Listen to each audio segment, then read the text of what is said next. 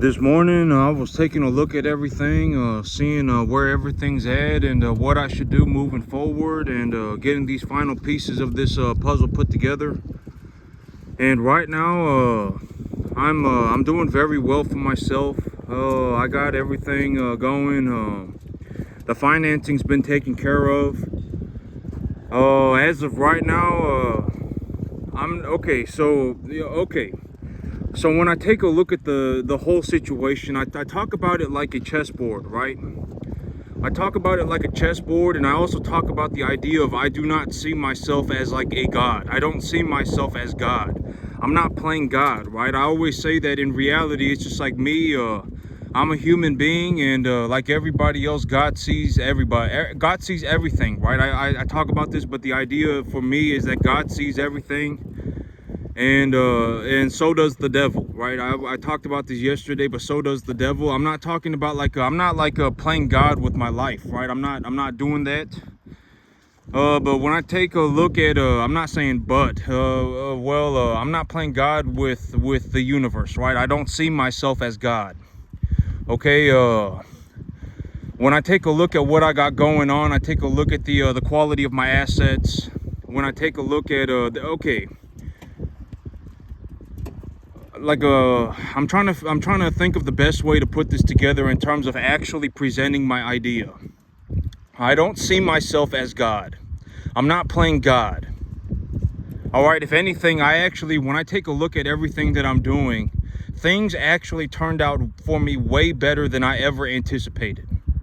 All right, I was planning for something and things actually turned out way better than I had thought. Like, I'm actually doing way better than I thought. And I don't, it's like I did not account for that. I honestly did not account for the reality of the situation is that I'm actually doing way better than I thought. And I was talking about this yesterday, and I was like, I give that to God. I don't take credit for that, because it's like I didn't plan to do this good.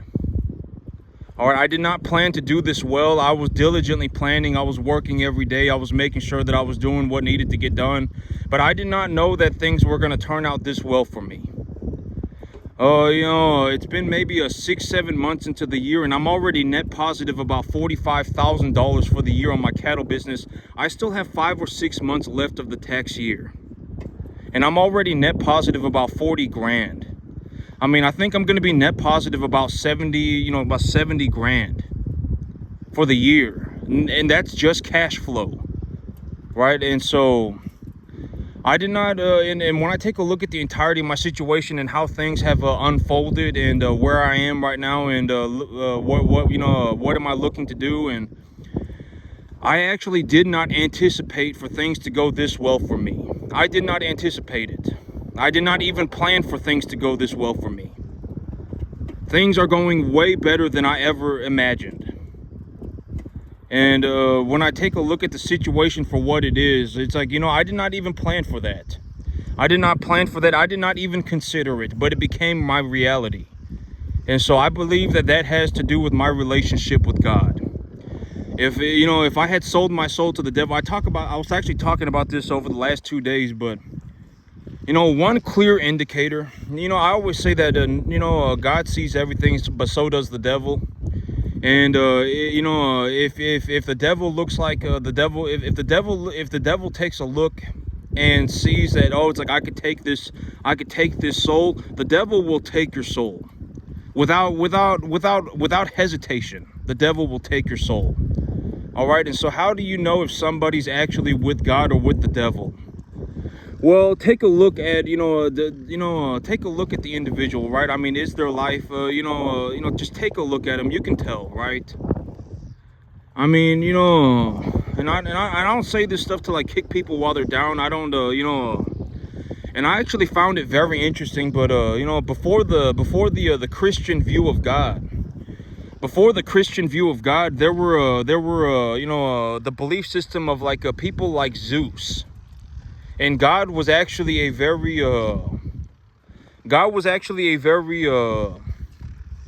like, if you consider the idea of Zeus would he was the Greek god, right? And he would but there are many, depending on where you look, there were many many religions across the world, right? I mean, there were many religions across the world, and each one had their own god, right? I mean, these people had their god.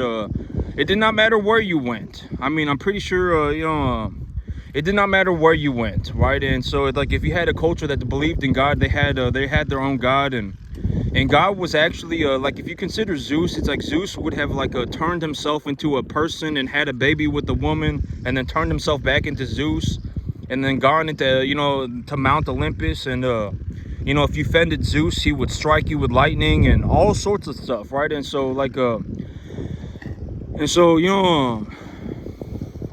it's for me, it's like, I don't see myself as like I don't see myself as God. I don't even compare myself to God. All right, I don't even see myself as God. I don't see myself anything close to being like a God. All right, and one thing that I think that it's like, if I can really give my perspective, and if I just give my utmost sincerity, and if I just speak with sincerity, and I say what I mean, and I mean what I say, and I talk about my life in the utmost sincerity, I did not anticipate that things would go this well for me. I had no idea. I did not realize that I was doing drastically better than I ever imagined, right? I had my business plan. The business plan was a logical plan. The business plan was something that I had made by diligently working. I had been collecting information on my cattle. I had been reading books on the internet. I had been out here practicing and putting in effort. I had been out here every day working. I had been doing all of these different things, and I developed a business plan, right? I developed a business plan through diligent effort. I didn't develop a business plan by selling my soul to the devil. I didn't go, oh my God, I fell out of heaven to 7 and it's time to go on a mystical, magical adventure, right? I didn't do that. How did I come up with the business plan? I worked every single day, and I took a look, and I was diligently collecting information. I was on the internet reading books, right? And when I read books, what did I read? Did I read Billy Joe Bob's Farming Adventure? No, I did not. What kind of books did I read? Published scientific papers, right? I collected my information from Google Scholar. You can do that for free. It doesn't cost any money. If you want to learn, what kind of grass grows on this soil, what kind of fertilizer did you, what was the result of an application of a certain type of fertilizer, what kind of antibiotics were used, what were the numbers of the stocker calf program. If you want to figure out all of these things, there are people in the world that have already done it. And they've published papers papers, presentations, everything you could possibly imagine in great detail, more detail than me, on the internet for free. All right, and you can go and read these things by yourself. And so that's how I ultimately came up with my business plan. And when I give my business plan, I am legitimate. And when I talk about the things that I'm talking about, I legitimately give the best information that I can. I'm not like leading you astray, right? I'm not saying like, oh my God, the animals eat about 3.25% of their body weight a day in dry matter. And in reality, they're eating like 7%. I'm not like lying, right? I'm not giving you misinformation. And at the end of the day, it's like the 3.25%. When you really think about it, the time when that information, stuff like that, was very important for me was when I was buying a truckload of corn. When I'm buying, a half a truckload of distiller grains. When I'm buying, 48 bales of hay. It's like, I have this many animals. How many bales of hay should I buy right now? How long do I think that this grain reserve is going to last me? Well, if I start my animals at 200 and I take them to 550, then I can run the calculation and determine how much corn should I buy? How much distiller grains should I buy? How much hay should I buy? Right? And then you also have to consider the business side of things, right? It's like the business, where is the corn market right now? Right? And so, and it's like, when you take a look at everything that I'm doing, like this hay right here, this hay didn't just magically drop onto this field, right? I mean, I bought the hay, and I bought that load of hay for a reason. I bought that many bales of hay for a reason. When I take a look at how much corn do I have, I bought that much corn for a reason. When I look at how much distiller grains I have, I bought that much distiller grains for a reason. And as I continued, I would collect more information. And it's like, this time, I was anticipating that I was going to utilize this ratio of distiller grains and corn, but it turns out I need more distiller grains, and so the next time I order distiller grains, I'll just order a little bit more distiller grains. How did I figure that out? By watching the animals poop, right? I take a look at their poop. I grade their manure every single day. Every time that I'm out here, you know, like even right now, I swear, you know, like I'm looking at this one, I'm looking at that one, I'm looking at that one. You know, you look at the fresh manure patties, right? You look at the fresh manure patties. You don't look at the dried ones. I've already gone over in great detail. How do you find a dry, how do you find a fresh manure patty, right? What do they look like, right? The fresh manure patties look like this, right? And then when I take a look at the manure patty, that is practically an instantaneous gauge of what is going through the animal right now, right? And so you can grade their manure. And that's how I do it. And did I come up with all of this on my own? No, I did not. Where did I learn how to do this? On the internet for free. From people who actually knew what they were doing. I collected the information on the internet for free. I didn't even have to pay anything. I just went on the internet. I found somebody who, it's like they were I remember there was this one lady, she was like a PhD working at a dairy farm. And she was talking about like grading manure, and they would actually go as far as to screen the manure. And I don't actually do that, but this is something that you could do. One of the people that I watched several people talk about this idea. But I remember I was watching a lady she had a PhD and she works at a dairy farm. And she'll pick up the manure sample, and she has like a set of screens, and she will run the manure through the screen to see what size particles are inside of the manure. And you can even go as far as to do that if you feel like it's necessary. If you believe that it is necessary, you can do that. And in dairy farms, they do stuff like that because you have to be very, very, very thorough in your nutrient management for the dairy animal, for that animal to produce milk properly. You have to be very, very, very thorough. And so but you can even go as far as to do that. Like, do I scoop manure off the ground and run it through a screen to see what size particles are in the animal's manure? No, I don't do that. But I mean, I do grade their manure on a daily basis. All right, I look at their manure every single day. Are the animals, are their manures clumping up real hard? Are they letting out gas, liquid gas? I mean, what's going on, right? I do grade their manure every single day. And so, and it's like all of this stuff, did I come up with it on my own? No, I did not. Right? I went on the internet, I found somebody who knew what they were doing, and then I collected the information off of them. And I was going to talk about this, but Missy's out here. I let Missy out this morning. She's doing better. She's definitely hungry, and she's eating a lot of food.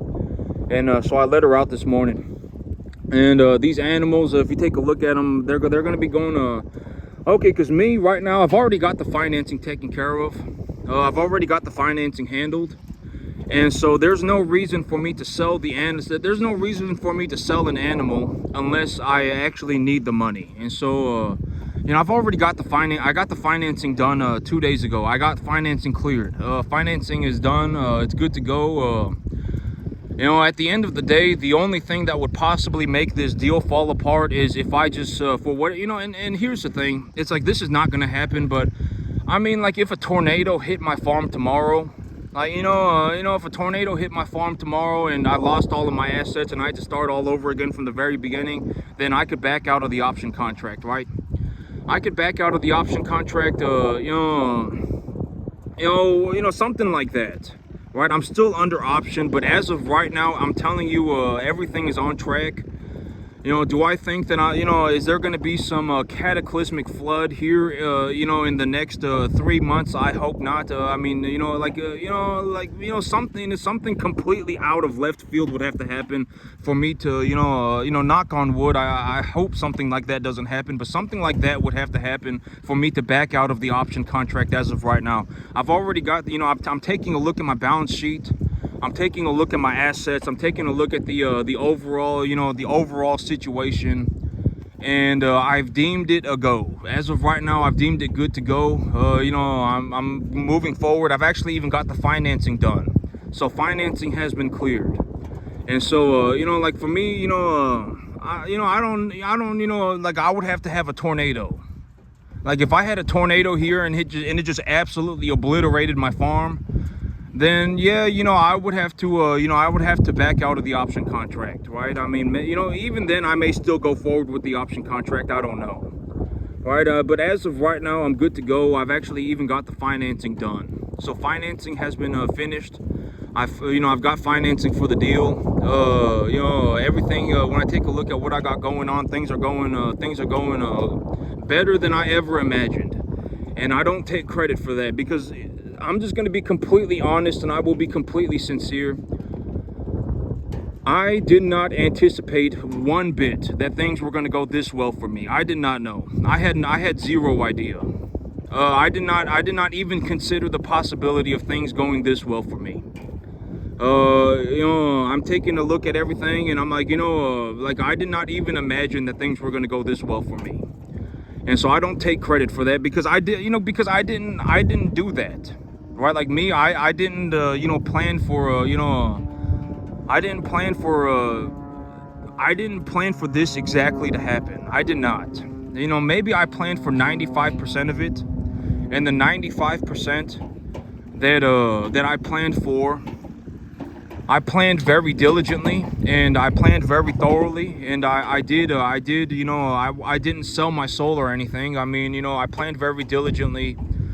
I planned very thoroughly. I worked 7 days a week, and and at the end of the day, the 5% that I didn't account for, it's like, oh my God, like when I actually think about it, the 5% in terms of reality, it's like I'm actually doing way better than I ever thought I would.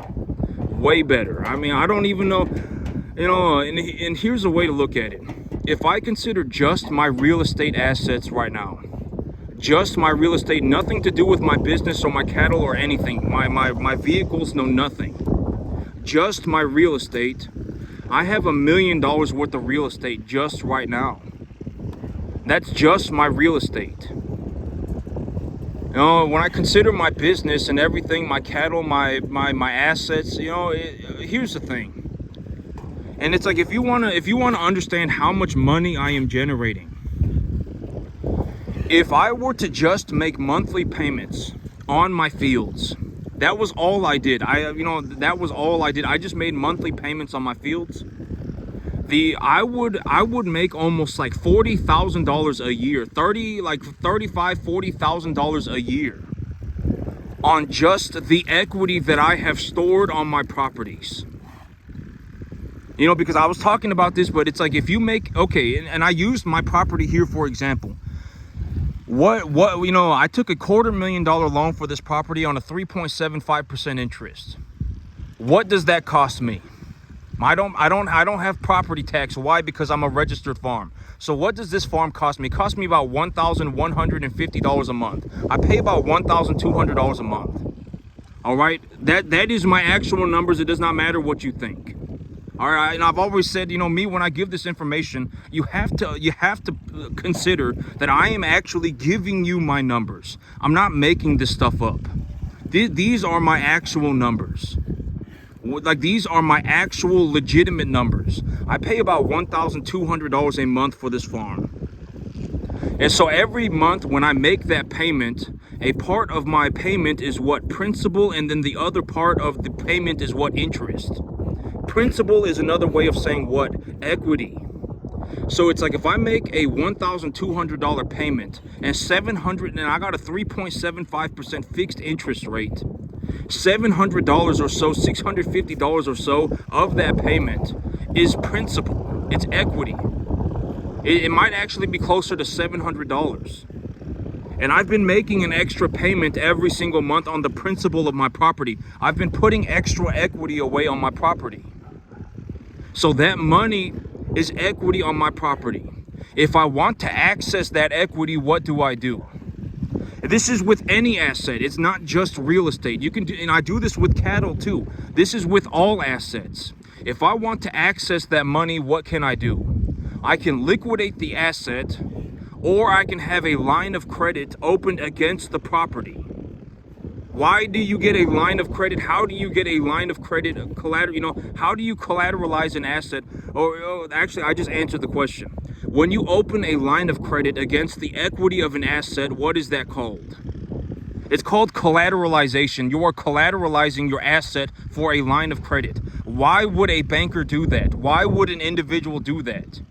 Because the asset that you have is valuable to everybody. It's not just valuable to you. Right? There is a monetary value to the asset that you have. And so if you want to, collateralize your asset for a line of credit, how do you do that? You go and ask somebody who knows what they're doing, and they will do it for you. Most likely a banker. You go into a bank right now and you say, hey banker, I have XYZ asset. I have a house. I have a piece of land. I have cattle. Take a look at them for me and give me an appraisal value. Give me an appraisal value of what these animals are worth. Give me an appraisal value of what my land is worth.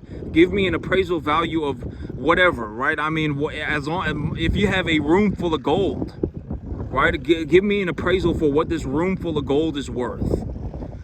They will do it for you. You don't have to do it. I mean, you should probably not do it unless you really know what you're doing.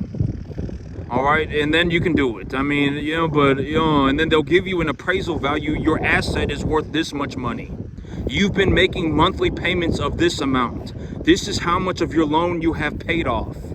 Boom, they'll take a look at it, and we will give you a loan for this amount by holding your asset as collateral. Boom, you can now access the equity of your investment via a line of credit, and now you just pay interest.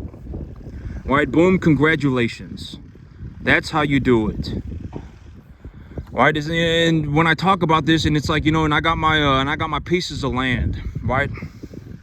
When I make my monthly payments on just my piece, here's a very real, and this was, and I actually kind of wanted to talk about this, but here's the thing. Is that me? It's like in my situation, you have to understand, like yesterday I was talking about the whole situation of I was actually talking to my mother. I was actually talking to my mama about what I'm doing. And she freaked out about it. And this is the thing. It's like, it's not, and I actually thought it was a very good thing. Because I guarantee it's not just my mother. It's almost, probably, if you're watching this video, it's almost probably 99.999% of you. I can legitimately show you that I bring home $20,000 a month. I am running this business, and this business has averaged me almost $20,000, $15,000 a month. I can legitimately show you my checks, everything. And then the one thing that you will get completely hung up on is the idea that it costs $2,500 a month. The one thing that will legitimately stop you for whatever reason, I don't understand why. It's like, I'm making $20,000 a month. Right? And it's like, oh my God, now I'm going to go on a new business venture. I'm going on a new business venture, and it's going to cost me $2,500 a month. And then, oh my God, I can't believe it. $2,500 a month. I cannot believe it. Oh my God. Right? And it's like, and I've been talking about all of these stuff that I'm doing. I've been talking about everything that, it's like, if I don't do this, I'm actually going to lose money. Like I don't know how else to, it's like, I've legitimately gone over everything. It's like, if I sat here on a 10.5 acre field, I would have to put almost 200 cattle on my field within the next 6 months. Or I'm going to lose a massive amount of money to not property tax, to income tax, to taxes. I'm going to lose a drastic amount of money. Legitimately, half of my money is gone. If I do not invest this money that I'm making, I'm legitimately going to lose half of it to income tax. Right? I mean, and I've been talking about all of this, and it's like, oh my God, and it's like, and here's the thing. It's like, I show my mama my check before I even show y'all. Right? I show my mama my check, right? I'm the first person that sees it, and then almost always my mama's the second person that sees it. And then it's y'all. Right? And it's like, I'm making this drastic sum of money. I'm making this ballistic amount of money. I may legitimately be the most successful cattleman on the entire planet. And then it's like, I'm going on a new business venture. I've been making a lot of money, and I want to go on a new business venture. And this business venture is going to cost me $2,500 a month.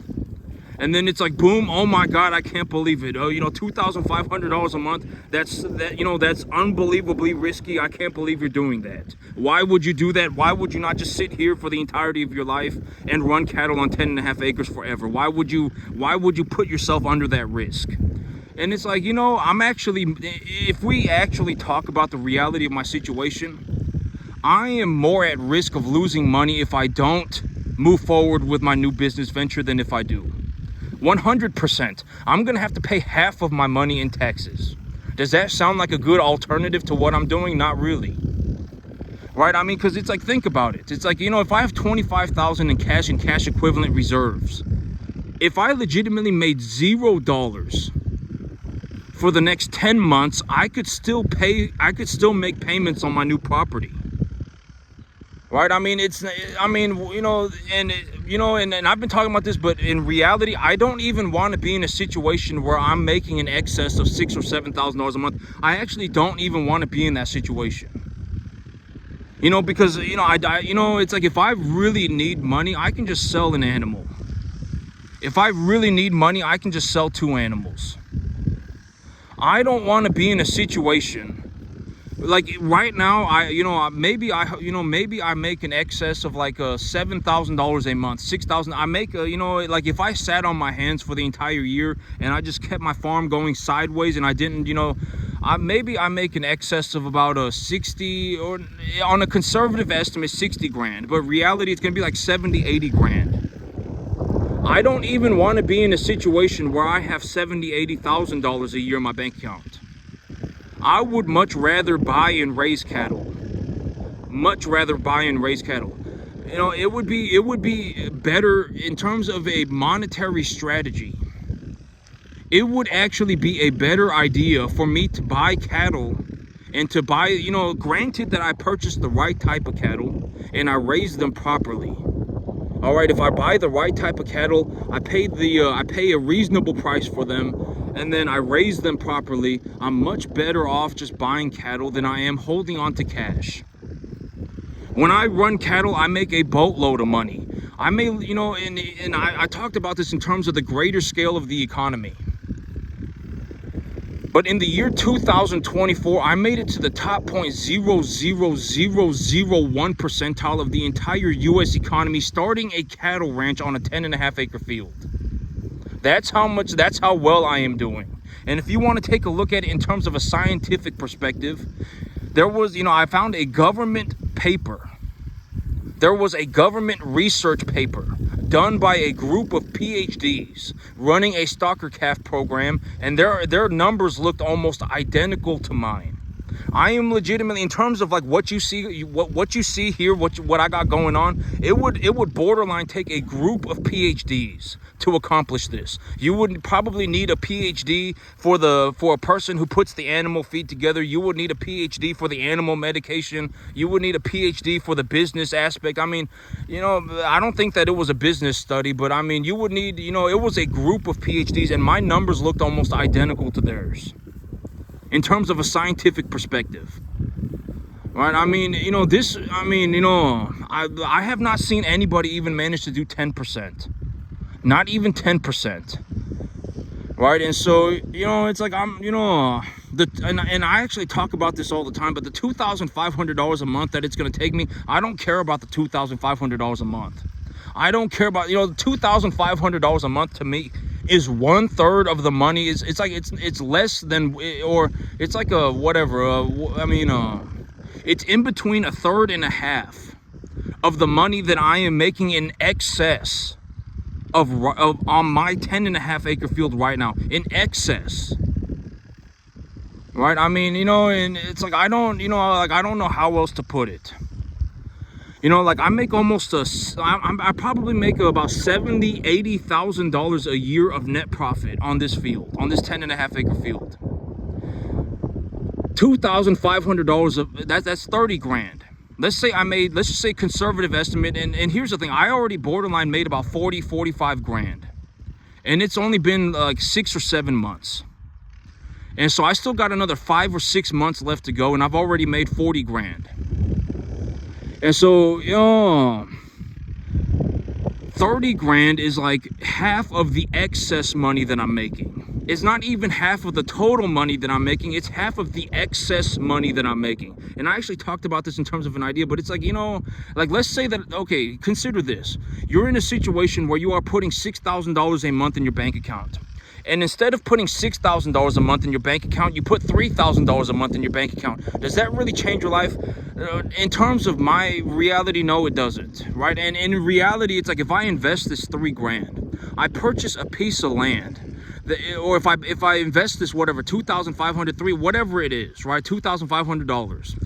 I buy a piece of land that is 5 times bigger than the one that I have right now. 5 times bigger. I mean, 4.5 times bigger. If I have a piece of land that is 4.5 times bigger than what I have right now, what do you think I'm gonna do with it? I've always said that I'm a very you know, a predictable person. Like, you're not gonna see me wake up tomorrow and suddenly decide that I'm gonna go and whatever, become an astronaut. You're not gonna see me suddenly wake up tomorrow and suddenly decide that I'm gonna go and become a basketball player. You're certainly not gonna see me have just randomly decided that I'm gonna become the best basketball player on the entire planet. Right, you're certainly not going to see that. Like, I'm very predictable, right? Like, you know, I'm not going to buy a field and suddenly decide that I'm going to go and just do something random. Oh my God, you know what? Now that I bought this giant field, I'm going to start learning how to build houses. You're not going to see me do that, right? You're not going to see me go, oh my God, now that I got this giant field, I'm going to go and learn how to become the best soccer player on the planet. You're not going to see me do that.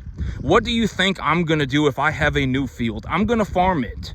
Right? I mean, very predictable. I'm not suddenly going to decide, oh my God, you know what, and then just go running off into the middle of nowhere. You're not going to see me do that. What do you think I'm going to do if I have a new field? I'm going to farm it. What do you think I'm going to farm? Grass and cattle. Right? I mean, let's just use our common sense. I mean, I'm actually more at risk of losing money if I don't take the new business venture than if I do. Like, I don't want to be in a situation where I'm, sitting on a 10.5 acre field making $250,000 a year for the rest of my life. I don't want that. All right, and if one day I decide that is legitimately what I want to do, then I can always come back and do it. I can always come back. It's not like, oh my God, now that you went on to, go and do have a bigger farm, now you can't go back. I mean, if I legitimately, it's like, oh my God, farming for whatever reason, after 15 years of doing this, I suddenly decided on the 15th year, 3rd month, 14th day, I've decided that farming is not for me anymore. I just randomly decided that, you know what, I don't want to be a farmer anymore. I don't want to farm all this land anymore. Well, then I can always come back and farm 10.5 acres. And it's like, you got to consider the reality of the situation. It's like, why would I not farm?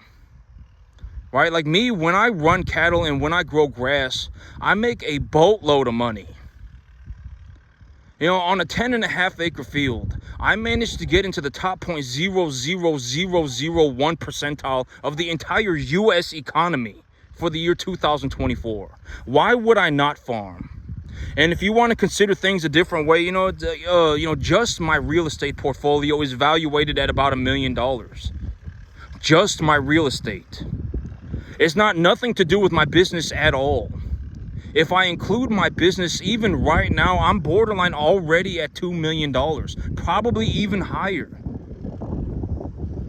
And so, think about it. Me, when I go on the, and I even got the financing done for it.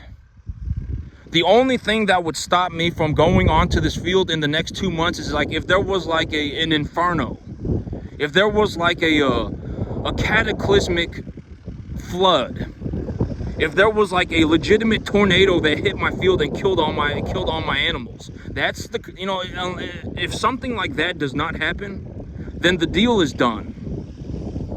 Right? I mean, it's already checkmate. I've even gotten the financing done. And so, and I really want to put an emphasis on this, but I did not anticipate, not even in the slightest bit, I did not anticipate that things were going to go this well for me. I did not know that. When I take a look at what I got going on, I did not realize that I was going to do this well. I did not, and I actually give that to God. I did not plan to do this well. I did not even consider I did not even consider this a possibility. I did not realize I was going to do so drastically well for myself. I did not realize it. But whatever, I mean, and it's like, and at the end of the day, you should consider the results, right? I mean, I did very well for myself. I actually did not even consider that I would do this well for myself. I did not even consider the possibility of being able to do this well. And I did phenomenally better than I ever imagined. And I cannot, give myself credit for that, because I did not even plan to do this well. I'm doing way better than I ever thought. Way better. I mean, unbelievably better. I've even gotten the financing done, and it's only October. My option contract goes until the end of December, and I've already gotten the financing done, and I did it all on my own.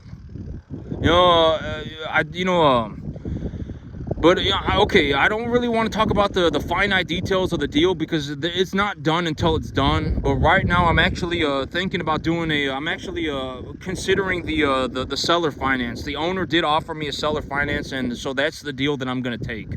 Right now, I'm heavily considering that. I'm more than likely gonna do that. And after 2 years, after 2 years, I can redo I can take a different loan or refinance it or do something with it if I feel like it. And so, and I talked about the idea of a seller finance, is that you should just ask for a seller finance, see if they'll take it. I asked for one and I got it. So, I seller financed it, and so the deal is done. The financing is done. In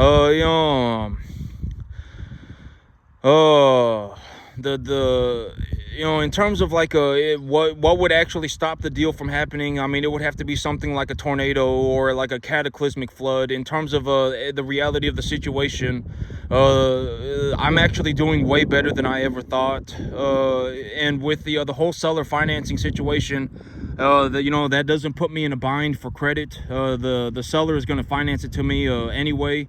And so, I don't have to sell my animals until I need the money, and so I can let my assets grow.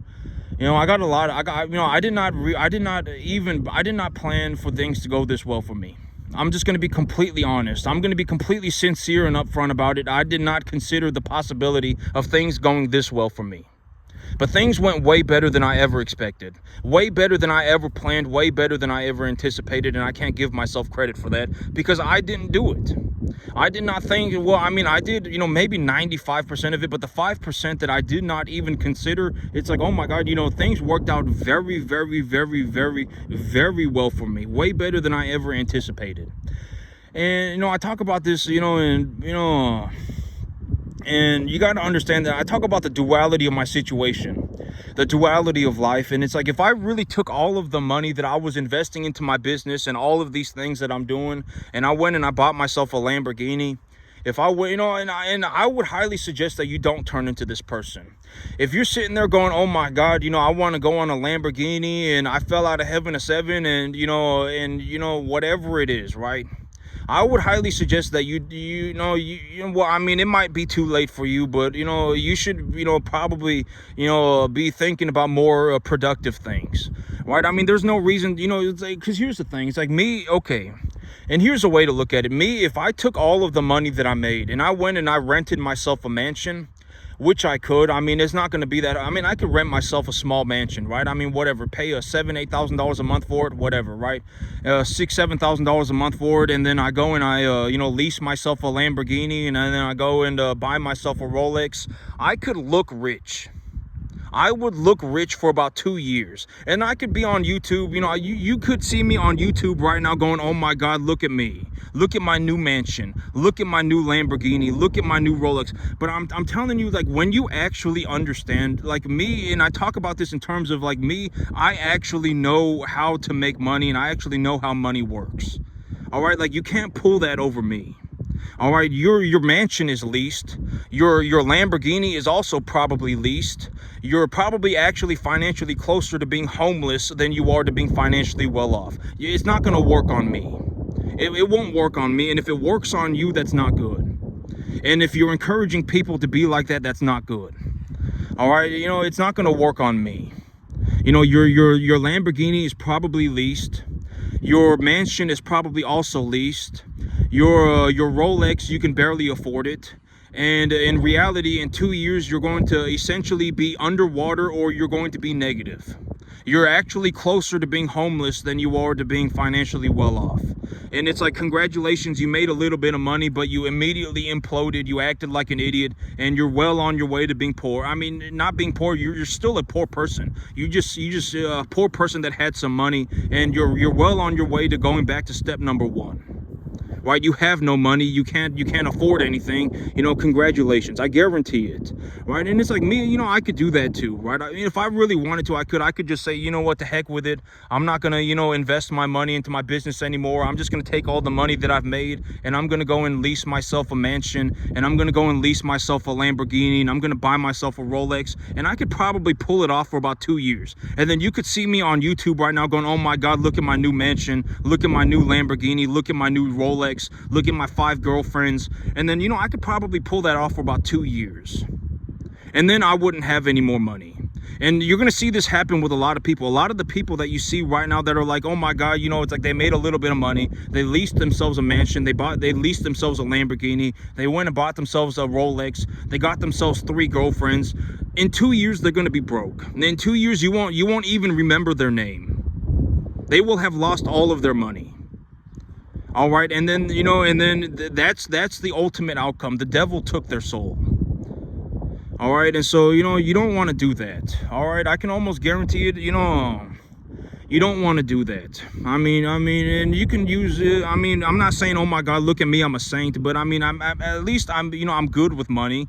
I haven't imploded, right? I haven't gone and started doing drugs. I haven't gone and started buying just useless things, right? I have, what do I do with my money, right? I invest in my business. I grow my business. I buy more land. I develop my business philosophy, etc., right? And at the end of the day, the results are the results. In the year 2024, I made it to the top 0.00001 percentile of the entire U.S. economy. In the year 2025, I'm more than likely going to do better.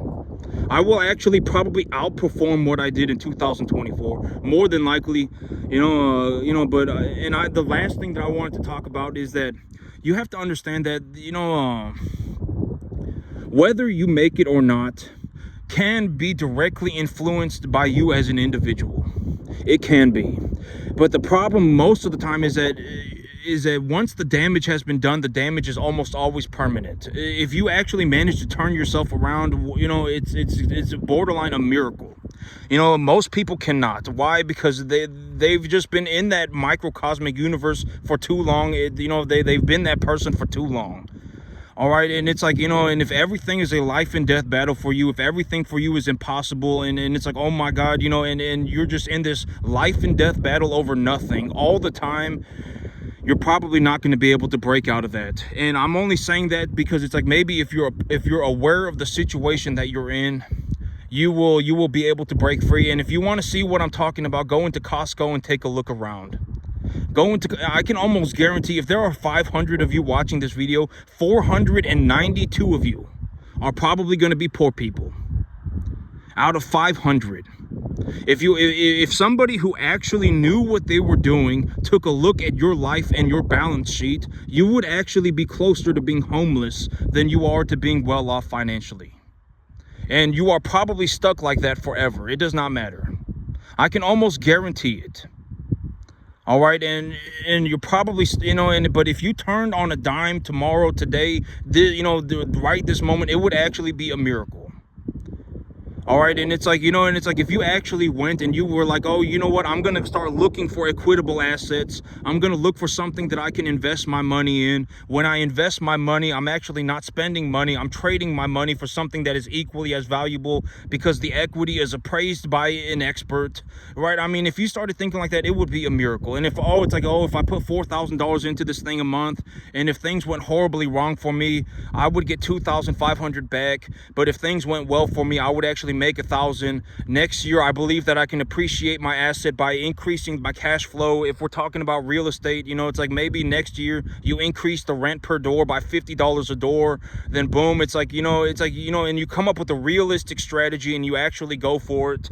And it's like, you know, and at the end of the day, you were at risk for what, $1,000 a month. You were at risk for what, $1,500 a month. If things went horribly wrong, you would lose $1,500 a month. Granted that you were actually diligent and you didn't buy something like a damaged asset. If you buy a damaged asset, you know, then you're practically, I would not ever buy a damaged asset. You need to understand it. And it's like, I've talked about this, but the reason you don't buy damaged assets is because the asset is going to pay for itself anyway. It does not matter what the asset costs. You're better off with a good asset.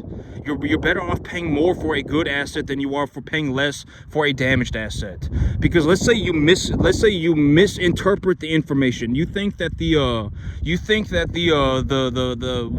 asset that you are buying has termite damage, but it's not termite damage. It's foundation problems. Well, then you're completely screwed. All right, you're not going to fix the asset. There is no fixing the asset. All right, and so you don't want to buy damaged assets. All right, you want to buy good assets at a decent price. And it's like, and if at the end of the day you take a good hard look at the numbers and you go, well, I'm at risk for $1,000. You know, I've really taken a look at the numbers and I've actually deduced logically and objectively that I'm at risk for $1,000, and you're going to go for it. And it's like, you know, over the long term, this could actually turn into like $10 million for me. Then go for it, right? That's the kind of thing that you should be thinking about. I would highly, I'm just going to introduce this idea to give you something to think about. I'm not going to say this is what you should be thinking about, because at the end of the day, you should think about, you know, well, I don't know what's good for everybody, right? There is no such thing as a universally good idea. I'm just giving you the things that I look at. Like when I look at something, I consider, you know, this is how I actually do it. Like when I go and buy cattle, I say this is a number 1 to 1.5 type medium large frame animal. Maybe the animal's got blubber on it. Maybe the animal doesn't have blubber on it, milk fat on it. The animal probably weighs between 250 and 300, and they're starting the bid at whatever, at 250. Okay, then, you know, and then that's, you know, that's, and it's like, oh, if I buy this animal at 250 all the way up to 3.5, then if I utilize this diet and I put them on this medication and I put them on this preconditioning program and I run them through this this commercial the commercial you know, raising standards for beef cattle, and by the time I'm done with them, they're a body conditioning score 6 or 7, 700, 800, 900 pounds. Then and if the feeder cattle market goes sideways, then I will make this much money on them. That's how I think. And you can do this with anything. It's not just cattle. You can do this with real estate too. You can do this with any asset. You should have a realistic plan for how you're going to make money with the asset, appreciate the asset profitably. You should be able to determine how much money is going to go into it with 98% accuracy, 93% accuracy, and you don't want to buy damaged assets. All right, you know, that's some of the golden rules that I follow.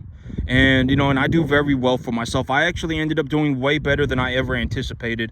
And I don't give myself credit for that, because there's no way I can give myself credit for that. Right? I didn't plan to do this well. I didn't. And so that's just me speaking from the utmost sincerity. I did not plan to do this well. I did way better than I ever thought I would. And so that's it for me today, YouTube. Y'all have a good one.